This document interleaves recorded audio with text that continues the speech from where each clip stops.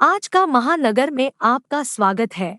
हमने आपको एक दिन पहले खबर बताई थी जिसमें कलवा छत्रपति शिवाजी महाराज अस्पताल में कुछ डॉक्टरों ने मरने के 5 घंटे बाद तक मरीज का इलाज करते रहे थे ताकि बिल ज्यादा का बन सके।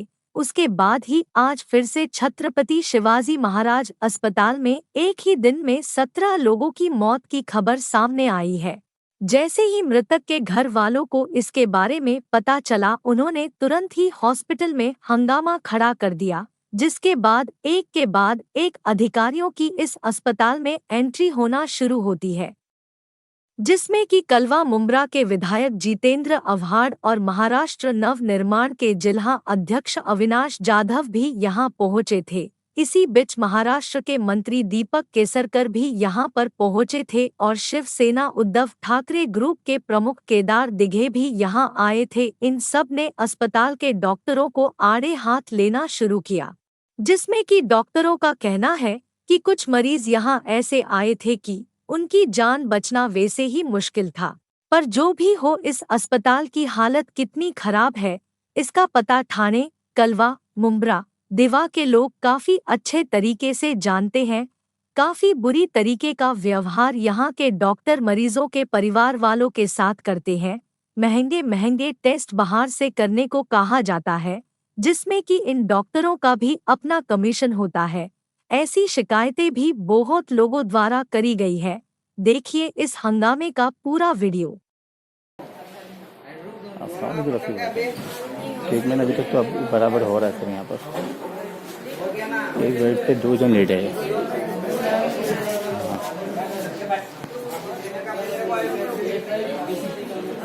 हाँ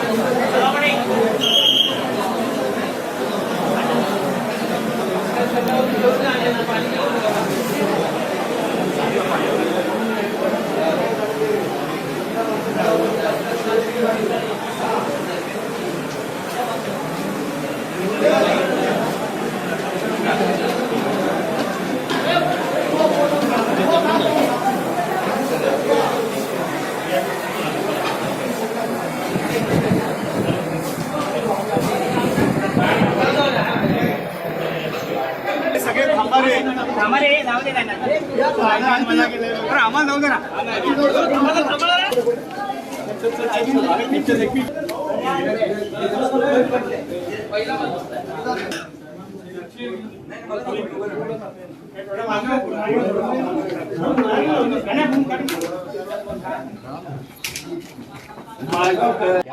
आता बंदच ठेवा, लाईट बंद म्हणजे तुमची काहीच जबाबदारी नाही असं तुम्हाला म्हणायचंय का साहेब?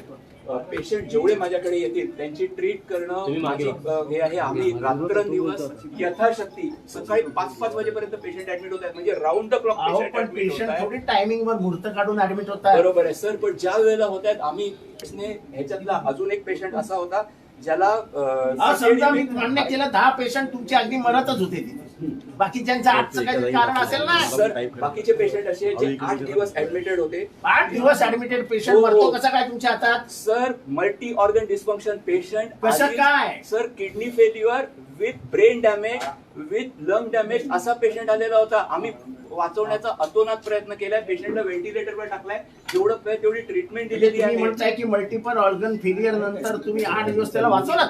सर जिवंत ठेवलाय त्याला. प्रयत्न केले वाचवण्याचे 6 दिवस.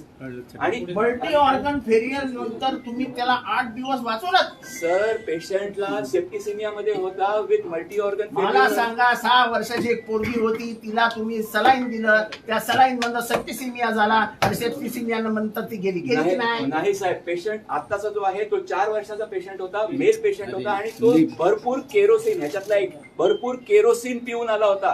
केरोसिन मी तुम्हाला 6 वर्षाच्या साहेब तिला तुम्ही सलाईन दिलं, सलाईन दिल्यानंतर तिला सेप्टिसिमिया झाला, पस झाला आणि पस तिच्या अंगात गेला आणि ती मेली. सर मी ह्याच्याबद्दल तुम्हाला इन्फॉर्मेशन घेऊन सांगतोय. अरे कसली सर मी आज information? आम्ही आजच्या दिवसात ओव्हरलोडेड कंडिशन मध्ये माझी माणसं 36 तास, 48 तास, 72 तास कंटिन्युअस काम अहो, पगार देतो करतात. चांगले चांगले तुम्ही. हो सर, आम्ही त्याच्याबद्दल नाही म्हणत नाही, आम्ही नाही म्हणतच नाही आहोत, आम्ही नाही म्हणतच नाही आहोत, पण यथाशक्ती आमच्या ह्याने काम करत आहोत. या ह्याच्यातली 11 माणसं ठाण्याच्या बाहेरची होती. अहो, ठाण्याच्या बाहेरची म्हणजे माणसं आहेत ना? सर आहे ना साहेब, त्या ठाण्याच्या बाहेरची, ठाण्याच्या बाहेरची. सर मी फक्त स्टॅटिस्टिक्स सांगतोय त्यांना. सर मी तुम्हाला ते स्टॅटिस्टिक्स विचारलेलं नव्हतं साहेब मला हे म्हणायचं ठाण्याचेच, हे ठाण्याचंच हॉस्पिटल आहे का? नाही, बाहेरची आहे. मग बाहेरची लोक बाहेरची लोक येतात कोणी ते? हो सर, येतात ना. कोण येतं? सर कल्याण डोंबिवली उल्हासनगर मी तुम्हाला सांगतो इथे येणारे पेशंट जव्हार हे आदिवासी पट्ट्यातनं येणारे पेशंट्स असतात. हो साहेब. हे तुम्ही मला सांगायला जाऊ नका. कल्याण डोंबिवली अंबरनाथ इथे येणारे most of the patients belong to the tribals. Yes sir. आणि साहेब मी हेही सांगतोय की म्हणजे ट्रायबल्स आदिवासींना जगू नये काय? सर ट्रायबल्सना आम्ही आमच्या खिशातले पैसे देऊ की हे अरे वा, वा, वा. साहेब आम्ही यथाशक्ती आमच्या घरी काम केलेलं आहे. 20% कट मिळाल्यानंतर साहेब सर मी एकही पैसा घेतलेला नाही हा माझ्यावरचा आरोप आहे.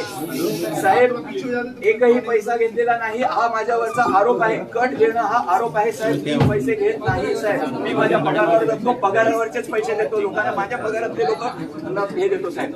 साहेब कोणालाही विचारा कोणत्याही डॉक्टर प्रज्ञा जाधव MD-PSM आहे. कोरोनामध्येही काम केलेलं आहे. त्यांना दोघांनाही गव्हर्नन्स अवॉर्ड मिळालेला आहे. दोघेही क्वालिफाईड डॉक्टर्स आहेत.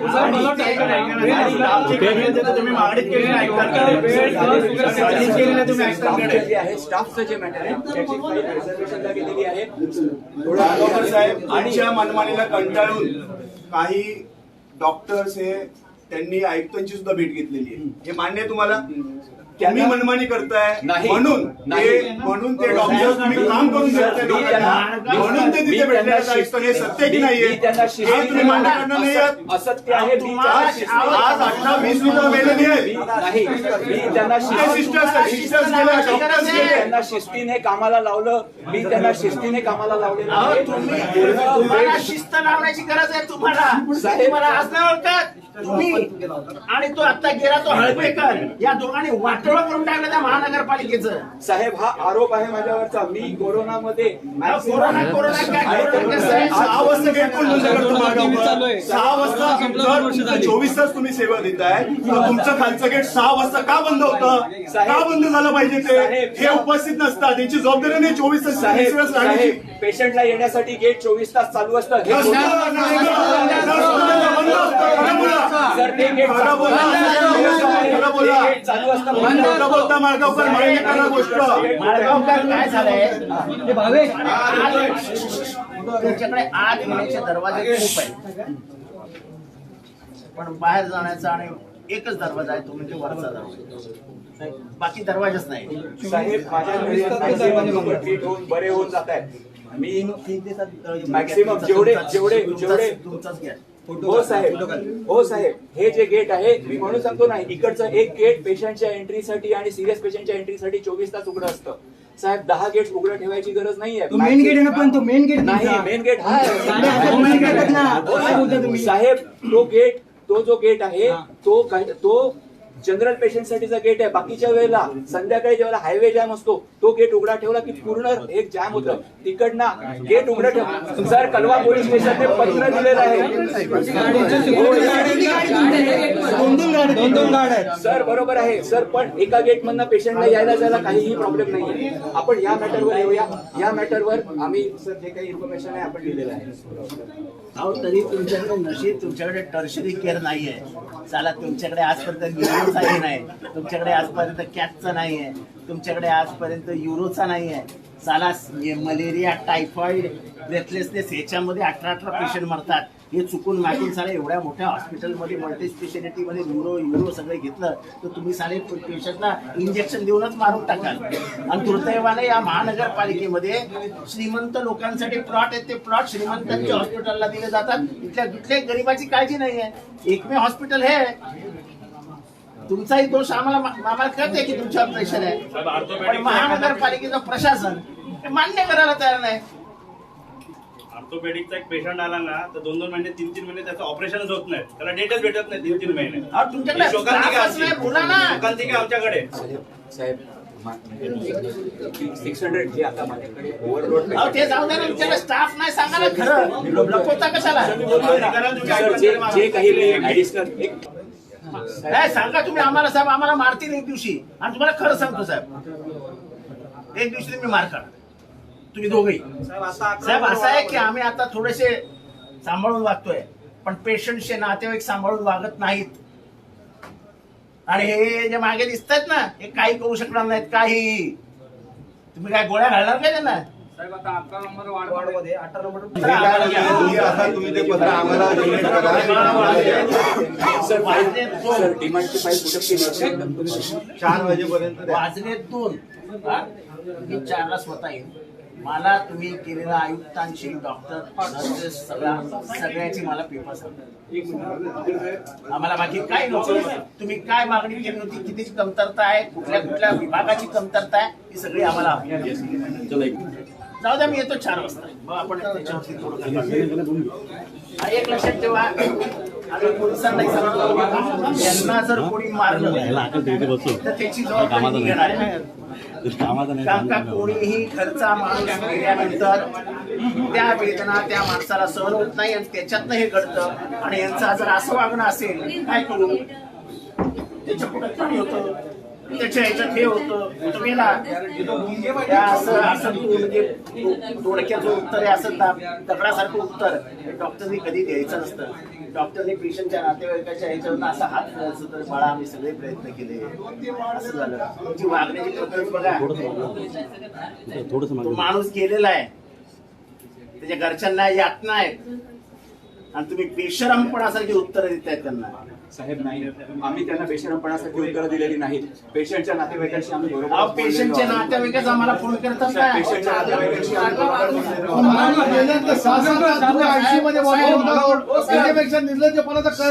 पेशंटच्या परवा आलेलो तेव्हा पेशंटच्या नातेवाईकांनी शिव्या घातल्या ना माझ्यासमोर. साहेब आम्ही पेशंटच्या नातेवाईकांशी चांगला माणूस थोडं पाणी भरून त्याला घरी पाठवता.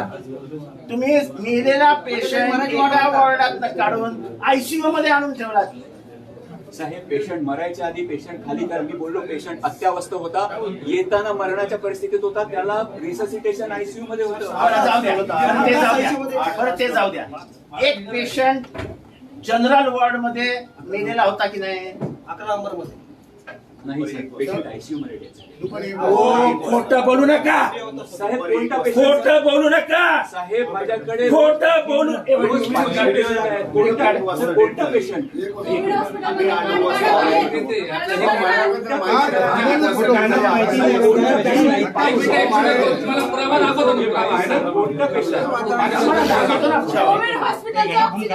कसे बंद पडले? हे बघा, इकडे बघा. तुम्ही इथे अवेलेबल तरी असता ना, तुम्हाला कसं माहिती पडेल? तुम्हाला माहित नाही.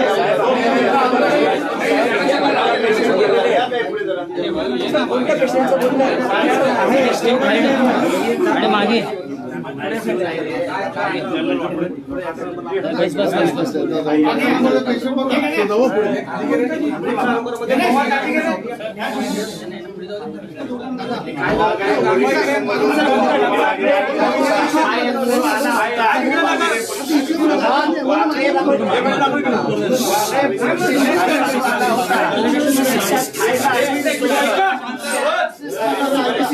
कार्यकर्ते मागे आवाज बोलतायत ना. तो 6 तास त्याच बिछाण्यावर काय खोटं बोलतो सर तो 11 मधला नव्हता 10. अहो मेला किती वाजता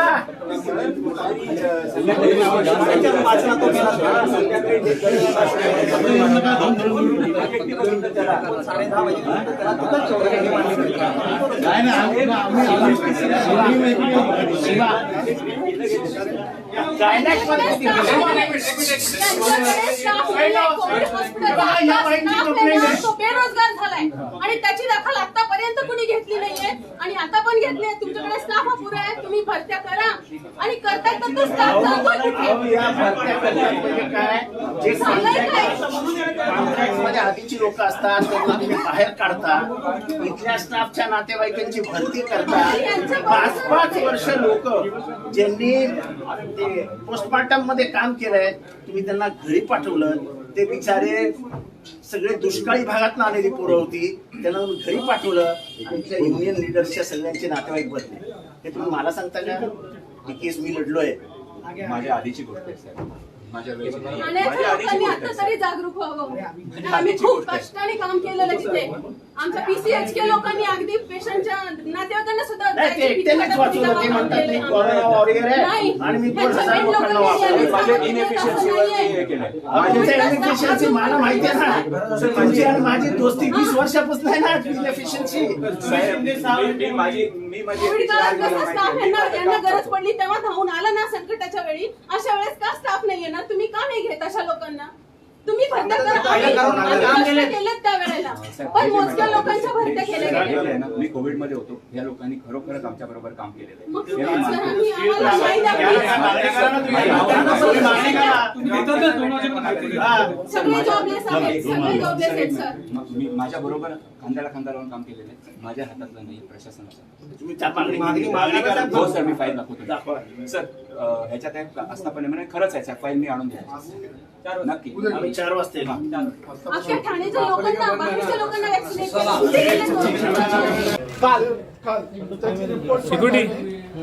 नॉर्मल आहे. शकुंतला वाल्मिकी 5 नंबर मध्ये 22 नंबर बेडला. आता त्याची अशी कंडिशन आहे, ती काही बोलत नाही, काय नाही, झोली पण नाही खोलत, काय नाही. डॉक्टरला बोलला तर तो बोलता नहीं आईसीयू में डाल दो हम लोग. मेरे को नहीं आईसीयू में डलवाने का, मैं प्राइवेट में कराएगा, कर्जा पानी करके आईसीयू में तो रखना ही पड़ेगा. एक मिनट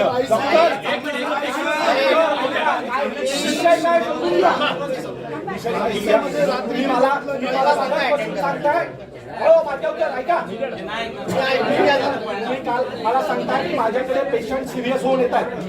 आता हा उदाहरण असं आहे, काल मी झाली आई बोलत होती आणि आता सिरियस झाली आहे.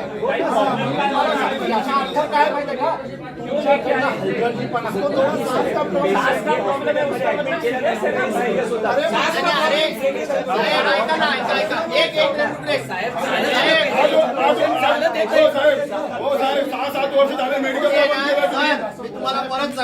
कालचा मी स्वतः आम्ही सगळे पदाधिकारी येऊन गेलो. काल ह्यांना घेऊन आम्ही तिकडे डिस्कशनला गेलो, वॉर्ड मध्ये गेलो. साहेब तिथली अवस्था, तुम्ही तर दिवस रात्र इकडे असता, ती काय अवस्था आहे? अवस्था काय? देखिए एक तो इस हॉस्पिटल की कैपेसिटी आईसीयू की बढ़ाई गई है. जब आईसीयू की कैपेसिटी बढ़ाई जाती है तो क्रिटिकल पेशेंट भी ज्यादा आते हैं, who are at the last stage of their life. So doctors tried their best to save them. Like I'll give you one example that when I asked for the various causes of death, one was written ulcer. But when I asked a question to the doctor whether patient ulcer से मर सकता है क्या, तो इस बारे में क्या हुआ था कि उसका अल्सर ऑलरेडी फूट गया था 2 दिन पहले और पूरे उसके शरीर में विष फैला हुआ था और उसको 1 घंटे से ज्यादा बचाना मुश्किल था, लेकिन 3 घंटे तक डॉक्टर्स ट्राई करते रहे. तो इस क्रिटिकल स्टेज में अगर पेशेंट आते हैं तो वो किस हॉस्पिटल में थे, उनको ऐसे क्रिटिकल कंडीशन में कोई भेजा था, सबकी डिटेल में इंक्वायरी हो जाएगी. लेकिन मैं एक रिक्वेस्ट ये भी करना चाहता हूँ कि लास्ट स्टेज तक आप अपने हॉस्पिटल में उपचार करते रहो और जब आपको यकीन है कि ये पेशेंट अभी डेथ होने वाली है और यहाँ पे भेज दिया, 2 पेशेंट तो यहाँ पे ऐसे आ गए, they were already dead. So you could understand that they were in such a condition that during the traveling all they were dead. That means they come in such a condition. So this should be avoided. That's what I feel. Committee is already formed under the chairmanship of Commissioner Health Services, Honorable Collector, Honorable Municipal Collector Thane, Commissioner Thane, then Dean of this hospital, a civil surgeon are the part of this, and Director Medical is also part of it, and experts in ICU also part of this high power committee. If at all found that it is due to negligence, if it is natural death, you cannot say that so many deaths will happen in this, because I don't want to protect anybody. At the same time, if they are natural death and they had come at the last stage, last critical stage, then it becomes very difficult for the doctors also. I have given one instruction that there are vacant beds in civil hospital. Those who come after this should be transferred to the civil hospital. Also, I have instructed them to find out if there are some beds available in the critical, in the hospitals, which are private hospitals where charity beds are available. That information would be also given to patient. Any hospital he may go, but in what condition the patient goes to the hospital is more important for the doctor to save him.